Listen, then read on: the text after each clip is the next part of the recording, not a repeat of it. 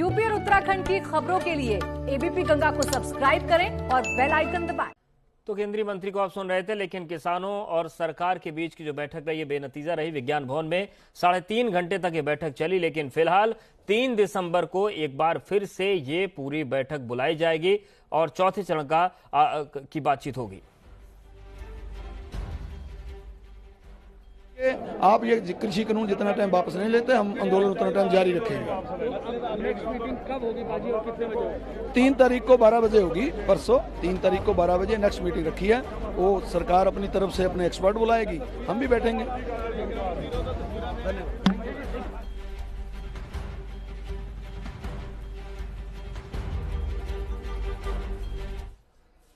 तो ये पूरी तस्वीर है। इन सब के बीच साफ हो गया है कि 3 तारीख को एक बार फिर से बैठक होगी, लेकिन तब तक जो किसान नेता हैं, जो किसान हैं, वो आंदोलन करते रहेंगे। अविनाश का रुख करते हमारे साथ अविनाश बने हुए हैं।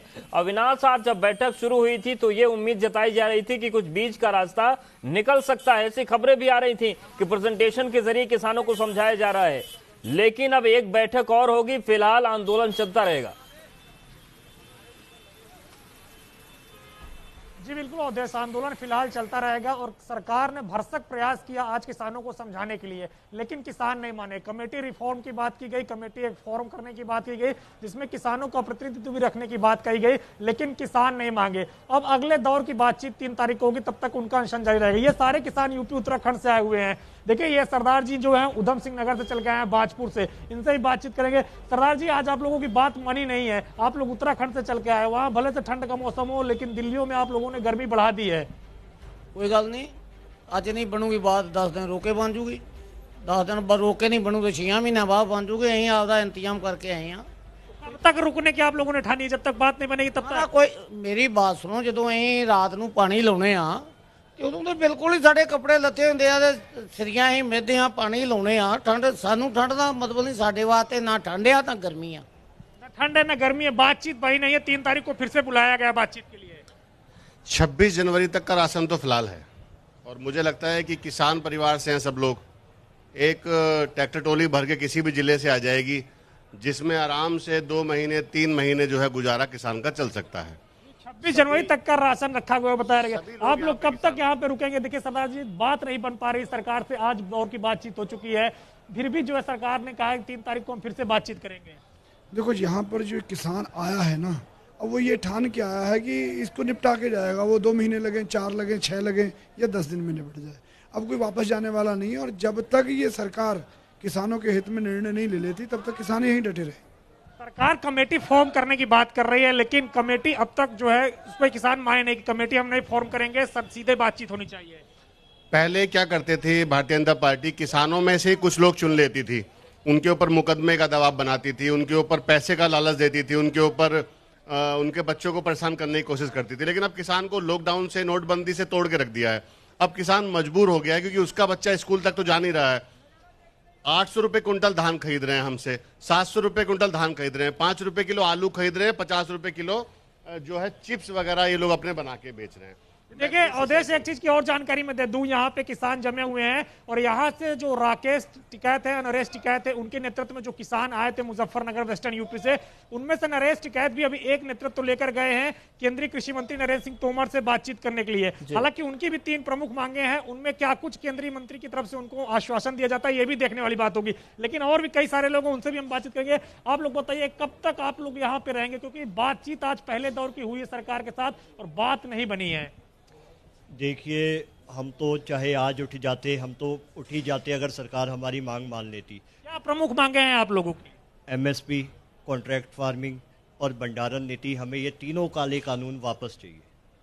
हमें, जब किसान खुद कह रहा है हमें ये चीज़ नहीं चाहिए, तो आप हमारी जेब में कैसे डाल रहे हो? जो चीज़ हमें चाहिए आप हमारी एमएसपी लिखित में दे दीजिए, एक छोटी सी अमेंडमेंट कर दीजिए बिल में।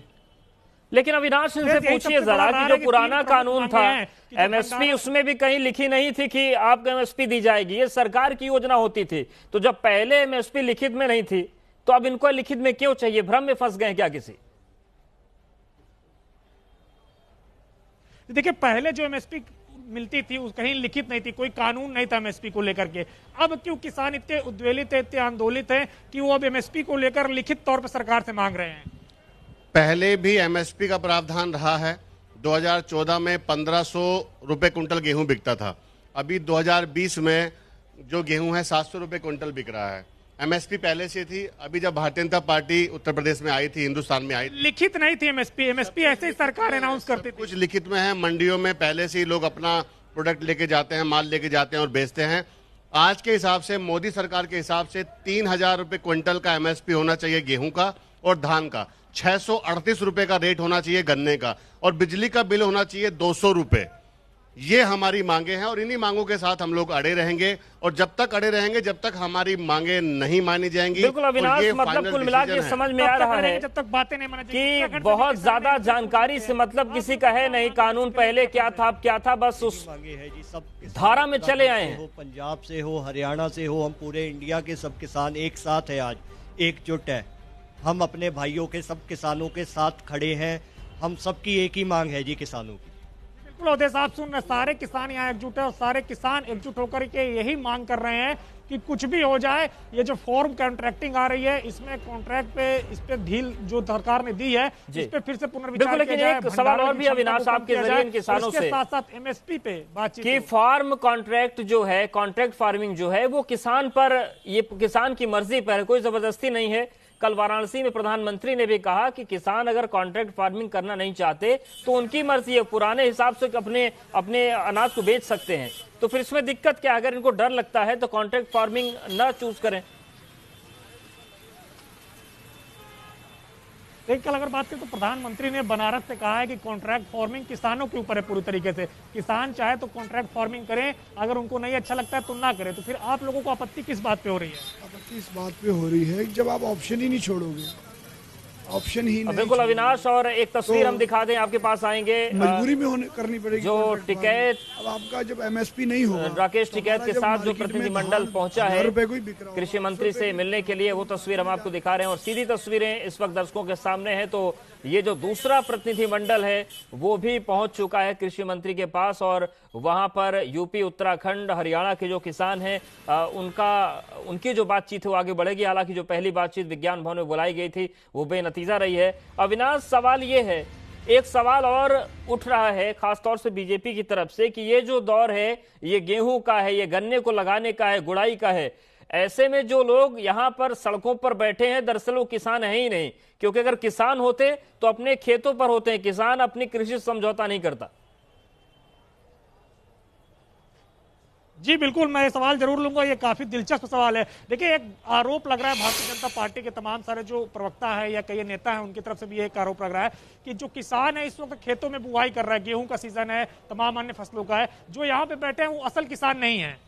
ये सभी किसान है, एक एक किसान का बच्चा है जी। कोई ऐसा आदमी नहीं है इसमें से कोई सियासी पार्टी हो, कोई नहीं है। ये तो सब कहने की बातें हैं। और ये जो कह रहे हैं कि कॉन्ट्रैक्ट फार्मिंग पे किसानों की हम आय दुगनी कर देंगे, मोदी जी से हम पूछना चाहते हैं, आज किसान का धान बिक रहा है 900-1100 रुपये के 1000 रुपये में, जब इसका एमएसपी 1800 समथिंग रुपया है, तो कैसे बढ़ेगी आय?